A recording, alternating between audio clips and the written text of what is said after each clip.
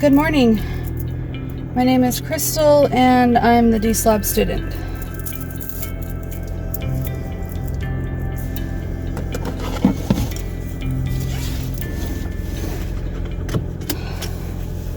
This morning I wanted to talk about last night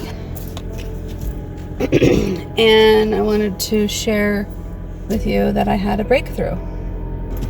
I'm having a little bit of anxiety this morning. I haven't done laundry in a few days and a few weeks, I should say. And I can't find things to wear. So I threw this outfit together, which was really a miracle because I did not see this outfit at all. I didn't see these jeans. I didn't see this shirt. So by the time I dug through things and found stuff, I was so grateful. But now I'm running late to work.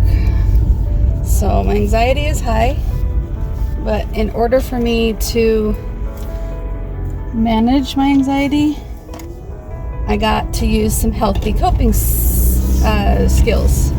Healthy coping skills. All right.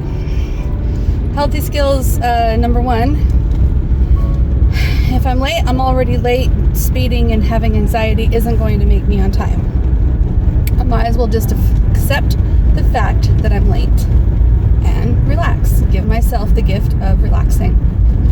And at least when I arrive, I'm not stressed or rushing or, falling because I'm rushing. Anyways, I keep saying anyways. I did a video journal to myself on Monday. The video journal from Monday was quite personal. I was in a lot of pain. I had a lot of pain under my arm from the cyst. I thought it was a boil, but it's not a boil, it's a cyst. And the cyst was flared up and needed to rupture. So I got that taken care of with the dermatologist on Tuesday. But the personal video journal explained a lot about my inner child wounds from my mom abandoning me as a child and her continually abandoning me as an adult.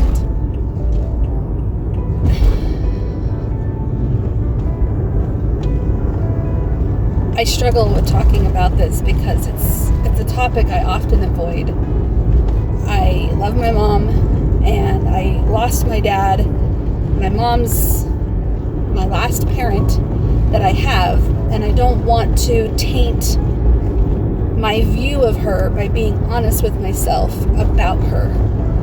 I prefer to lie to myself or live in the denial because that is easier, that feels safer, it feels like I'm holding her on a pedestal instead of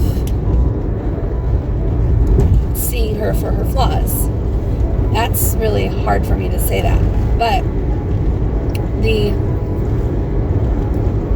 breakthrough that I had after I shared that video with my personal video journal with my therapist, because I know that it's hard for me to talk about my mom in therapy. We gloss over it, the hour's over with really quick, and they say something about my relationship with my mom, every therapist, and I'm like, yeah, I know, and I don't really get to the meat and potatoes of how to heal from this wound that I've had since childhood. So I'm talking about the pain in my arm in this video journal, and then all of a sudden emotions start coming about my mom, and I'm realizing that the pain in my arm is a symbolic pain of my heart, emotional pain that's trying to be expressed through this cyst on my arm. So anyway, that was the video that I shared with the therapist, and then he shared with me last night his understanding of my attachment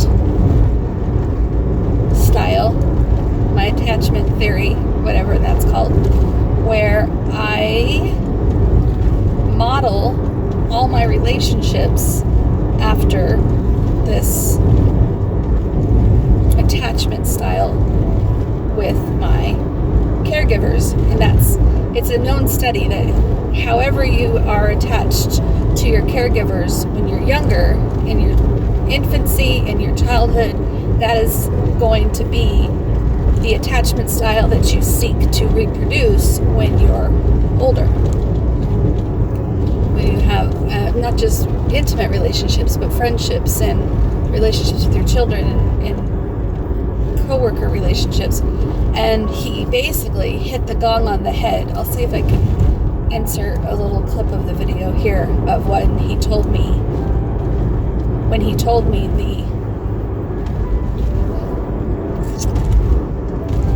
the attachment style theory, and that this is the breakthrough moment. Unconditional love comes through either you performing for her and making it all about her. Yeah. Feeds into codependency. Right. You feel validated and loved, you love. Or you have to be dependent and in dire need and depressed or sick, and then you can get it from her. Yep. So is it no wonder, though, Crystal, when you think about that in your relationship with Jim, those are the two forms of attachment that you vasculate between. You're so right. It's like a gong, like a realization. So basically, I am coming to realize that I yearn to be loved, and I want to be loved in my strength. But I fear to be loved in my strength because I don't feel supported in my strength. I don't feel unconditional love from those around me when I'm strong. And I'm learning to love myself in my strength. So now you're going to watch a series of videos that I recorded this morning, trying to basically realize how I want to be loved, and in my strength, what it would look like to flourish in my strength.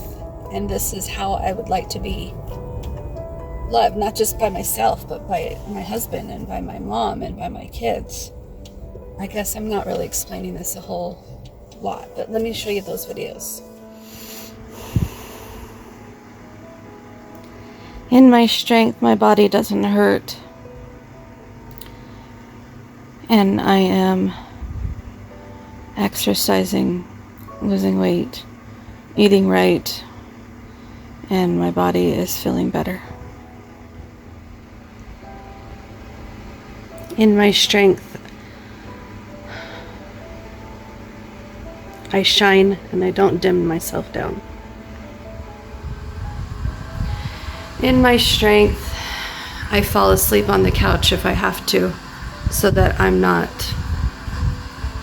desperately demanding my husband meet my needs in the middle of the night. In my strength, my home is tidy and organized, and I'm not afraid to let go of anything that I don't need or don't want, or that doesn't serve me purpose or doesn't give me joy. In my strength, I'm not afraid to let go. In my strength, I am pursuing a career in psychology, getting my degree so that I could have some fancy letters behind my name and one day maybe write my own book. You know,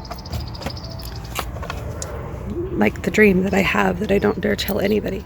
In my strength, everything that I share to strangers on the internet, on my secret cleaning channel, are things that I can say to the people in my life, are the things that I can share in real life.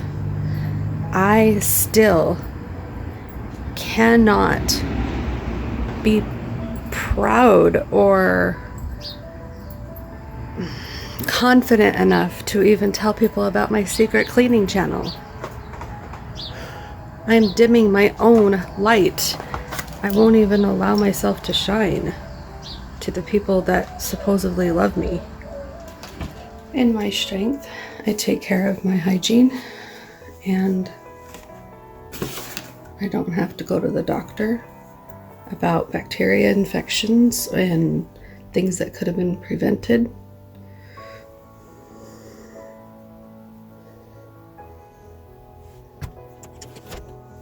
So I gotta rush into work.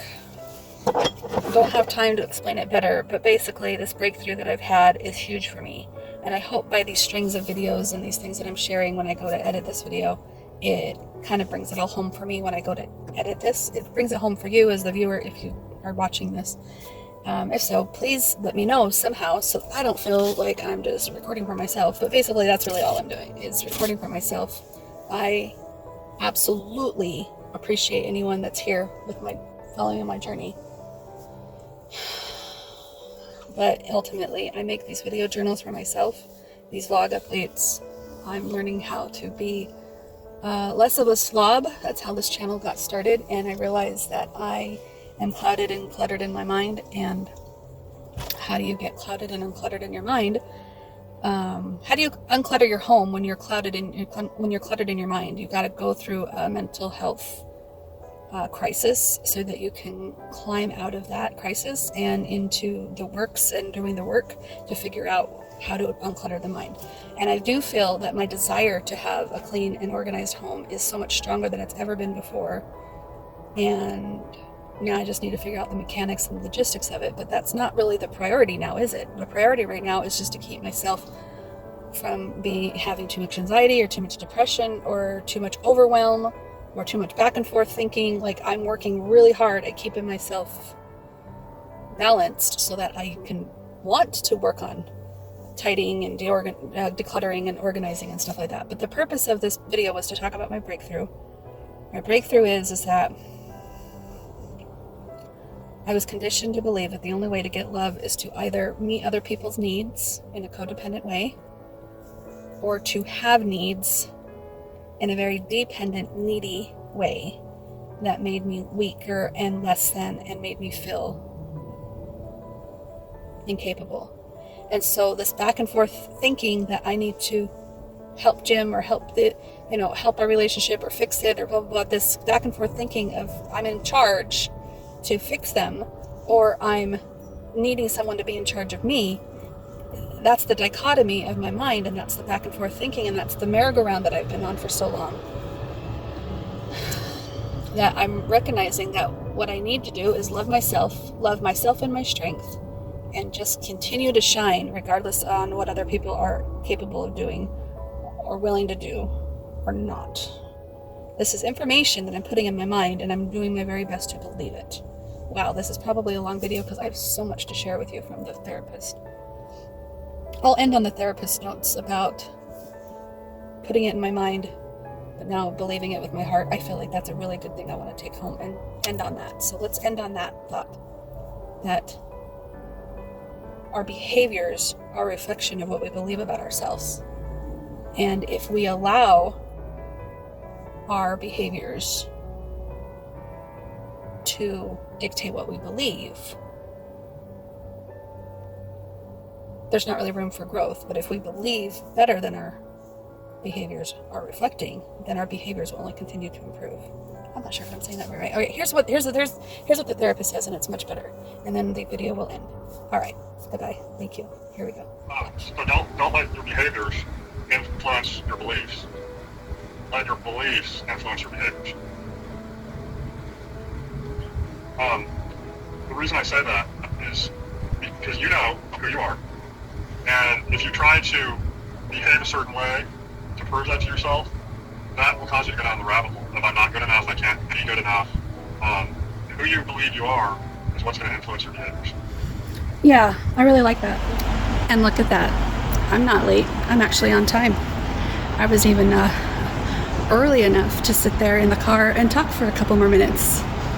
No need to have anxiety. Okay, now the video's done. Thank you. Have a good day. Tell me what you think about all this if you want. If you don't want, that's okay too.